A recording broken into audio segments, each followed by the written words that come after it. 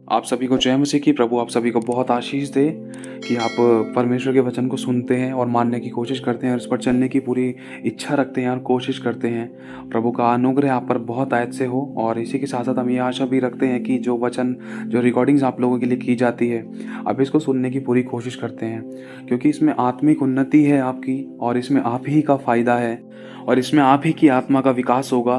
क्योंकि आपको नीति वचन के द्वारा बुद्धि, ज्ञान और समझ की बातें सीखने और सुनने के लिए मिलेंगी, और उन पर आप चल भी पाओगे। प्रभु का आत्मा आपसे बात भी करेगा, आप चुनाव भी कर पाओगे। और इसी के साथ साथ जिन लोगों के पास समय ज़्यादा नहीं होता, जो बिजनेसमैन है, वो फ़ोन में भी पढ़ने की पूरी कोशिश करें 10 से 15 मिनट। लेकिन अगर आपके पास समय है तो इसको भी सुनने की पूरी कोशिश करें, या फिर अपने घर पे पवित्र बाइबल का नीति वचन एक एक अध्याय तारीख के हिसाब से पढ़ना शुरू करें। आज ये बातें हम सभी को सीखना बहुत ज़रूरी है। अगर अभी नहीं तो कभी नहीं, बहुत ज़्यादा ज़रूरी है। आज 6 तारीख है, नीति वचन 6ठा अध्याय, और हम पहली आयत से हम पढ़ेंगे। प्रभु का आत्मा आज बात करेगा आपसे और मुझसे। प्रभु का आत्मा कहना चाहता है हम करेक्ट हों, हमसे ऐसी गलतियाँ ना हों। पहली आयत से, हे मेरे पुत्र, यदि तू अपने पड़ोसी का उत्तरदायी हुआ हो अथवा परदेशी के लिए हाथ पर हाथ मारकर उत्तरदायी हुआ हो, तो तू अपने ही मुंह के वचनों से फंसा और अपने ही मुंह की बातों से पकड़ा गया। और इसलिए हे मेरे पुत्र, एक काम कर, अर्थात तू जो अपने पड़ोसी के हाथ में पड़ चुका है, तो जा उसको साष्टांग प्रणाम करके मना ले। मतलब कह रहा है कि तू अपने पड़ोसी के विरुद्ध में जो तूने हाथ पर हाथ मारा है, तो उसका मजाक उड़ाया है किसी के सामने, तूने उसकी बेइज्जती करी है, उसको निकम्मा जाना है, उसको तुच्छ जाना है, उसके साथ तूने गलत व्यवहार किया है, तो जाकर उसको साष्टांग प्रणाम करके मना ले, कहीं देर तक कुछ गलत ना हो जाए। और चौथी आयत में लिखा है, तू ना तो अपनी आंखों में नींद आने दे और ना पलक में झपकी आने दे। मतलब भले काम के लिए बिल्कुल भी नींद और झपकी मत आने दे। मतलब नम्रता और दीनता को दिखाने के लिए, क्षमा मांगने के लिए बिल्कुल भी अपनी आंखों में ना तो नींद आने दे, ना ही पलक में झपकी आने दे। मतलब प्रभु कहना चाहता है, भलाई के काम में बिल्कुल भी देरी नहीं करनी है, झुकने के काम में बिल्कुल भी देरी नहीं करनी है। और लिखा है 5वीं आयत में, और अपने आप को हिरणी के समान शिकारी के हाथ से और चिड़िया के समान चिड़ीमार के हाथ से छुड़ा ले। और लिखा है, हे आलसी, क्योंकि चींटियों के पास जा, उनके काम पर ध्यान दे और बुद्धिमान हो। उनके ना तो कोई न्यायी होता है और ना प्रधान और ना प्रभुता करने वाला, तो भी वे अपना आहार धूप काल में संचय करती हैं और कटनी के समय अपनी भोजन वस्तु बटोरती हैं। और आलसी, हे आलसी, तू कब तक सोता रहेगा? तेरी नींद कब टूटेगी? कुछ और सो लेना, थोड़ी सी नींद और, एक और झपकी, थोड़ा सा छाती पर हाथ रखे लेटे रहना। तब तेरा कंगालपन बटमार के नाई और तेरी घटी हथियारबंद के समान अचानक आ पड़ेगी। और ओछे और अनर्थकारियों को देखो, वह टेढ़ी टेढ़ी बातें बकता फिरता है। वह नैन से सैन और पांव से इशारा करता है और अपनी उंगलियों से संकेत करता है। उसके मन में उलटफेर की बातें रहती हैं। वह लगातार बुराई करता है और झगड़ा रगड़ा उत्पन्न करता रहता है। इस कारण उस पर विपत्ति अचानक आ पड़ेगी। वह पल भर में ऐसा नाश हो जाएगा कि वह बचने का कोई उपाय काम ना रहेगा। लिखा है, 6 वस्तुओं से यहोवा बैर रखता है, वरन 7 हैं जिनसे उसको घृणा आती है। सबसे पहला, अर्थात घमंड से चढ़ी हुई आंखें और झूठ बोलने वाली जीभ और निर्दोषों का लहू बहाने वाले हाथ। देखो, घमंड के बारे में आप जानते हो, जब हम किसी प्रकार के बारे में, किसी बात को लेकर, किसी भी चीज़ को, किसी वस्तु को, किसी व्यक्ति को लेकर हम अपने मन में सोचते हैं कि भाई इसके जैसा, इसके सिवा और इसके अलावा तो कोई है ही नहीं, और हमारे जैसा कोई है ही नहीं। चाहे बुद्धि पर घमंड हो, चाहे धन पर, चाहे तन पर, तो वो घमंड है। और आँख, लिखा है, घमंड से चढ़ी हुई आंखें, झूठ बोलने वाली जीभ। झूठ के बारे में आप जानते हो, चाहे किसी को फंसाने के लिए झूठ बोला जाए, चाहे कुछ पाने के लिए झूठ बोला जाए, ठीक है। और तीसरा है, निर्दोषों का लहू बहाने वाले हाथ। निर्दोष कौन है? निर्दोष यीशु है। पहला, जानबूझकर पाप कर रहे, जानबूझकर गलतियां कर रहे, तो उस निर्दोष का लहू बहा रहे थे, बार बार उसको क्रूस पर चढ़ा रहे थे, बार बार कोड़े लगा रहे थे अपने पापों के कारण।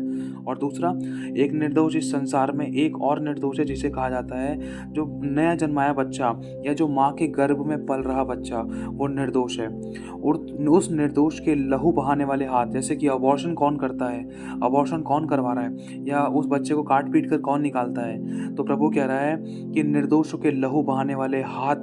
और अगर हम शायद व्यवसाय या तो व्यवसाय विवरण में पढ़ें कि कहीं लिखा है कि शापित है वो मनुष्य है जो निर्दोषों के लहू को बहाता है, जो उसको बहाने के लिए, उसको मारने के लिए या उसको नष्ट करने के लिए, इसी से रिलेटेड है कि उसको पैसे लेता है, पैसे लेना देना करता है। शापित है वो व्यक्ति। सोचो किसके बारे में बोला है। अब लिखा है, अनर्थ कल्पना गढ़ने वाला मन, बुराई करने को वेग दौड़ने वाले पाँव। मतलब अनर्थ कल्पना, किसी भी भाई को, बहन को, बेटी को, माता पिता को, किसी के बारे में भी कुछ भी गलत से गलत धारणाएं मन में बना ली, गलत विचार कर लिए और गलत से गलत हमने ऐसी प्लानिंग्स कर ली है। अनर्थ कल्पना गढ़ने वाला मन, अनर्थ, बुराई और गलत ही गलत को गढ़ने वाला मन, विचार करने वाला मन, एक इससे भी परमेश्वर नफरत करता है। और इसके बाद है बुराई करने को वेग दौड़ने वाले पाँव, जो बुराई करने को हमेशा तैयार रहते हैं, वरन पाँव ही नहीं वरन जुबान, मतलब गले पे तो वो शब्द तैयार रहते हैं कि झट से कोई बस एक बार बुराई कर दे, झट से तो मैं एक बार तुरंत तुनक के बैठने के लिए, तुनक कर उत्तर देने के लिए या मुंह तोड़ जवाब देने के लिए मैं तैयार हूँ। बुराई करने को वेग दौड़ने वाले पाँव और जुबान, लिखा है। और झूठ बोलने वाला साक्षी, झूठ बोलने वाला गवाह, जो गवाह किसी बात को लेकर, चाहे भाई भाई को बचाने के लिए झूठ बोल रहा है, चाहे भाई भाई को मारने के लिए झूठ बोल रहा है, चाहे लूट मचाने के लिए झूठ बोला जा रहा है, चाहे कुछ भी कमाने के लिए झूठ बोला जा रहा है, किसी प्रकार से झूठ, झूठ और झूठ। प्रभु नफरत करता है, घृणा करता है ऐसे कामों से, ऐसे व्यक्तियों से, ऐसे विचारों से, ऐसे व्यवहार से, लिखा है। और भाइयों के बीच में झगड़ा उत्पन्न कराने वाला मनुष्य, भाई चाहे एक पति पत्नी हो, पति पत्नी के बीच में जो झगड़ा उत्पन्न करा रहा है, भाई भाई के बीच में जो झगड़ा उत्पन्न करा रहा है, या माता पिता के बीच में जो झगड़ा उत्पन्न करा रहा है, चाहे वो बच्चा है, चाहे तो माता पिता, चाहे कोई खून का रिश्ता है, कोई भी दो जनों के बीच में झगड़ा उत्पन्न करा रहा है, या उनके बीच में कोई ऐसा फूट डलवा रहा है, या उनको दूर करवा रहा है, या लड़ाई दंगा करवा रहा है, लिखा है। झूठ बोलने वाला साक्षी, भाइयों के बीच में झगड़ा उत्पन्न कराने वाला मनुष्य, इनसे यहोवा नफरत करता है। आज हम कितने लोगों का मेल मिलाप कर रहा है, आज हम कितने लोगों के टूटे रिश्ते को जोड़ने के लिए प्रार्थना कर रहे हैं। आज हम कितने लोगों का जो मनमुटाव हो गया था, उन मनमुटाव को खत्म करके कितने लोगों की रिश्ते नाते टूट चुके थे उनको जुड़वा रहे हैं। आज हमें ये देखना है कि आज हम मेल मिलाप करा रहे हैं या अच्छे वाले रिश्तों को तोड़वा रहे हैं, चाहे छोटी सी बात के लिए तोड़वा रहे हैं, चाहे मजाक करने के लिए तोड़वा रहे हैं, चाहे कुछ फायदे के लिए तोड़वा रहे हैं। प्रभु कह रहा है, दो जनों के बीच में झगड़ा उत्पन्न कराने वाला मनुष्य से मैं नफरत करता हूँ। अब लिखा है, एक बात ध्यान रखना मेरे भाई और बहनों, अगर आज तक कभी ऐसा हुआ भी, चाहे दोस्तों के बीच में, चाहे थोड़ी देर के लिए फूट डली थी, चाहे कुछ घंटों के लिए भी, लेकिन इस बात के लिए दिल से पश्चाताप करना। प्रभु इन 6 के 6 पापों में से जो भी मुझसे हुए मैं एक्सेप्ट करता हूँ, स्वीकार करना, प्रभु से माफ़ी मांगना। जैसे ही आप माफ़ी मांगोगे वैसे ही आपकी आशीष खोल जाएगी। और लिखा है 20वीं आयत में, हे मेरे पुत्र मेरी आज्ञाओं को मान और अपनी माता की शिक्षा को मत छोड़, क्योंकि वो तेरे भले के लिए बोल रही है। और इनको अपने हृदय में सदा गांठ बांधे रख और अपने गले का हार बना ले। वह तेरे चलने में तेरी अगुवाई करेगी और सोते समय तेरी रक्षा करेगी और जागते समय तुझसे बात किया करेगी। कौन? वो परमेश्वर की आज्ञा है कि हमें कैसे कैसे रहना है, कैसे चलना है, कैसे पीना है, कैसे खाना है, कैसे उठना है, कैसे बैठना है, कैसे चलना है, कैसे पहनना है, कि हम ठोकर ना खाएं, ना ही पाप करें, ना ही श्रापित हों और ना ही नरक जाएं। लिखा है 23वीं आयत में, आज्ञा तो दीपक है और शिक्षा ज्योति, और सिखाने वाले की डांट जीवन का मार्ग है।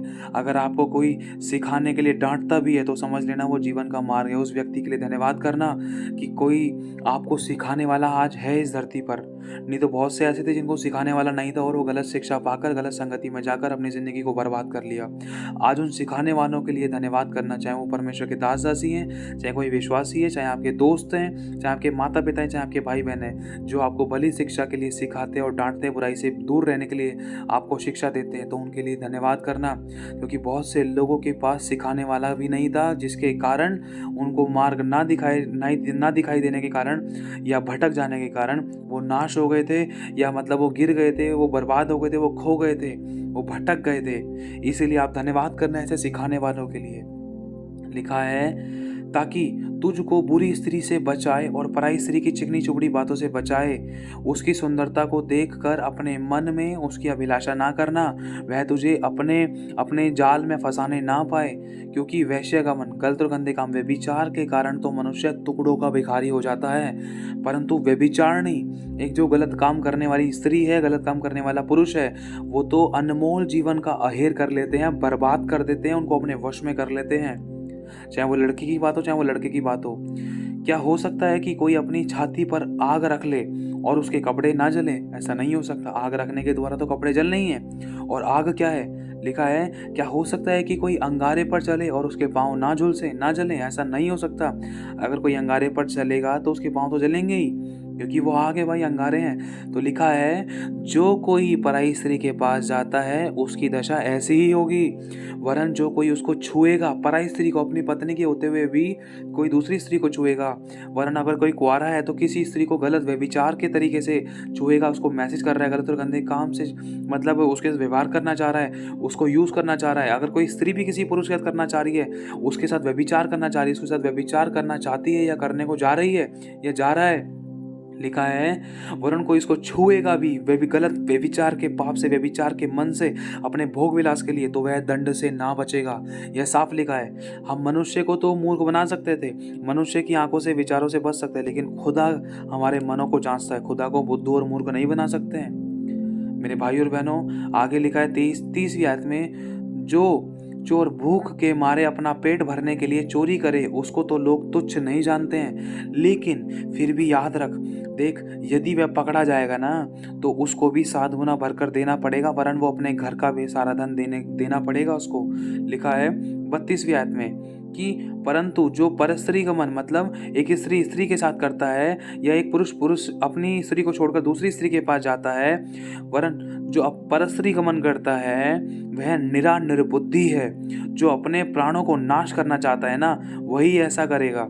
लिखा है उसको घायल और अपमानित होना पड़ेगा। जो व्यभिचार करता है ना, अब व्यभिचार करता है, चाहे जो इंसान व्यभिचार अपने शरीर के साथ कर रहा हो, चाहे किसी बहन बेटी के साथ कर रहा हो, चाहे अपनी पत्नी के होते हुए दूसरी पत्नी की ताकाजाकी कर रहा हो, दूसरे का रिश्ता तोड़ रहा हो, दूसरे की बहन बेटी को छेड़ने की कोशिश कर रहा हो, तो लिखा है उसको घायल होना पड़ेगा, अपमानित होना पड़ेगा, उसकी बुराई कभी ना मिटेगी, उसकी बेइज्जती कभी खत्म नहीं होगी।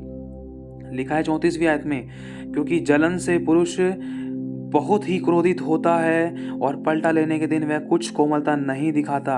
और 35वीं आयत में लिखा है, वह घूंस पर दृष्टि ना करेगा और चाहे तो उसको बहुत कुछ दे तो भी वह ना मानेगा। मतलब प्रभु इन दोनों आयतों में कहना चाह रहा है, क्योंकि जलन से पुरुष कौन? परमेश्वर बहुत क्रोधित होता है, परमेश्वर को इस बात से बहुत गुस्सा आता है। और पलटा लेना मतलब न्याय करना, न्याय करने के दिन वह कुछ भी कोमलता नहीं दिखाएगा। लिखा है न्याय करने के दिन में कुछ भी कोमलता नहीं दिखाएगा। क्यों? क्योंकि उसने पहले ही मौका दिया मनुष्य को सुधरने के लिए, पहले ही बेटा को, बेटी को, लड़का हो, लड़की को समझाया, सिखाया, बताया कि व्यभिचार मत कर, पराई स्त्री के साथ गलत शारीरिक संबंध मत बना, पराई पुरुष की तरफ मत देख, पराई स्त्री पुरुष के साथ मत सो, व्यभिचार मत कर, गलत चीजों को मत देख, व्यभिचार मत कर, बार बार समझाया। लेकिन अब देख, पलटा मतलब न्याय करने के दिन में कुछ भी कोमलता नहीं दिखाना। लिखा है अगर तू मुझे घूंस भी देगा ना तो भी मैं उसकी ओर ध्यान नहीं दूंगा, चाहे तू मुझे कुछ भी दे, तेरी बातों में नहीं फंसूंगा, चाहे तू मुझे कुछ भी दे तो भी मैं तेरी बात को ना मानूंगा, तुझे ना छोड़ूंगा, क्योंकि मैं सच्चा न्यायी हूँ, सच्चा न्याय करूंगा। मेरे भाइयों और बहनों, हमें सावधानी बरतनी है। खुदा नफरत करता है इन बातों से। आज हमें जांचना, अगर कोई ऐसी बात है तो दिल से 2 मिनट की प्रार्थना करना, प्रभु ऐसी गलतियां मुझसे हुई हैं, पश्चाताप करना, क्षमा मांगकर यीशु के लहू को अपने ऊपर लगाना, ताकि कुछ बुरी घटना आपके साथ ना घटे, ताकि कोई आपका नुकसान ना हो, ताकि कोई बात आपके साथ ना घटने पाए, ताकि आपकी आंखों में आंसू ना आने पाए। क्षमा मांगकर आगे बढ़ना, बुरी संगति को छोड़ना, गलत एप्लीकेशंस को अनइंस्टॉल कर देना जो आपका समय बर्बाद करती है, जो आपको पाप में डालती हैं, क्योंकि शुरुआत होती है मेरे भाई और बहनों। ध्यान रखना। प्रभु आशीष आप सभी को जय मसीह की।